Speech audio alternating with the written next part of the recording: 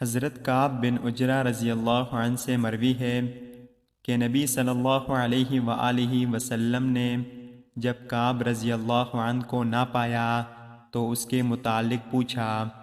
لوگوں نے کہا وہ بیمار ہیں۔ آپ صلی اللہ علیہ وآلہ وسلم چلتے ہوئے ان کے پاس آئے۔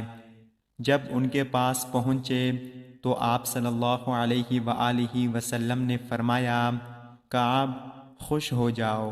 ان کی والدہ نے کہا، کعب تمہیں جنت مبارک ہو۔ آپ صلی اللہ علیہ وآلہ وسلم نے فرمایا، یہ اللہ پر قسم کھانے والی کون ہے؟ کعب نے کہا، اے اللہ کے رسول صلی اللہ علیہ وآلہ وسلم، یہ میری والدہ ہیں۔ آپ صلی اللہ علیہ وآلہ وسلم نے فرمایا، کعب تمہیں کیا معلوم کہ شاید کبھی کعب نے بے فائدہ فضول گفتگو کی ہو یا جو چیز اس کی ضرورت کی نہ تھی اسے روکا ہو۔ حضرت انس بن مالک رضی اللہ عنہ نبی صلی اللہ علیہ وآلہ وسلم سے بیان کرتے ہیں، آپ صلی اللہ علیہ وآلہ وسلم نے فرمایا، جانتے ہو چغلی کیا ہے؟ صحابہ نے کہا، اللہ اور اس کا رسول بہتر جانتے ہیں۔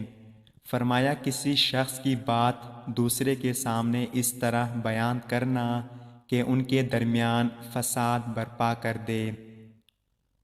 حضرت عائشہ رضی اللہ عنہما نبی صلی اللہ علیہ وآلہ وسلم سے بیان کرتی ہیں کہ آپ صلی اللہ علیہ وآلہ وسلم نے فرمایا، اللہ کے ہاں سب سے ناپسندیدہ شخص وہ ہے جو بہت زیادہ جھگڑالو ہو۔ اللہ تعالی ہم سب کو ان پیاری احادیث پر عمل کرنے کی توفیق عطا فرمائے، آمین یا رب العالمین۔ السلام علیکم ورحمۃ اللہ وبرکاتہ۔ آپ سب دیکھنے والوں کا بہت شکریہ۔